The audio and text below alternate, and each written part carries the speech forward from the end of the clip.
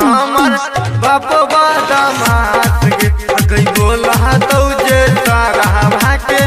चाकू दे घास गे परे न छोड़ा हमरा पीछा रे पूरे बोन तो हर इच्छा रे देख तो हमर भतरा तोरा कर दे तो नास रे हम बदमाश हमर बाप बदमाश गे गई बोला तो जे सारा भाका चाकू दे घास गे घास गे चाकू दे घास गे चाकू दे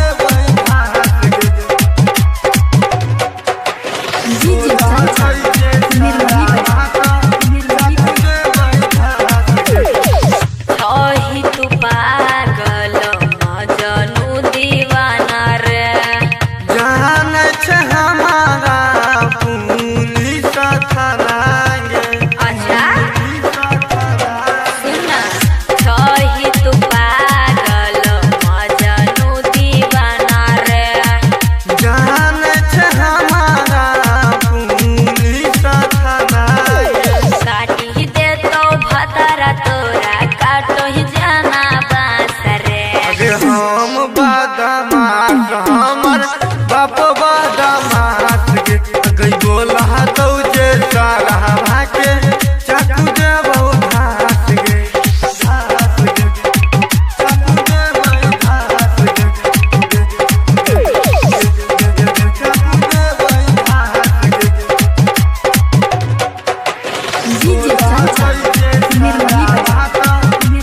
दे घास गे कोना हो पावर तोरा कागो नहीं हो डर रे रंगदार जिला जानू पड़े हमर घर गे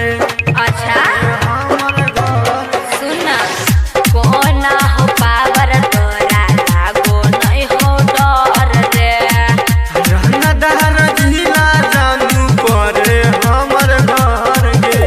कहै छौ महादेव बाबा कर दे तौ नास रे अगे हम बदमाश हमर बाप बदमाश गे अगे बोला तो जे सारा बात चकू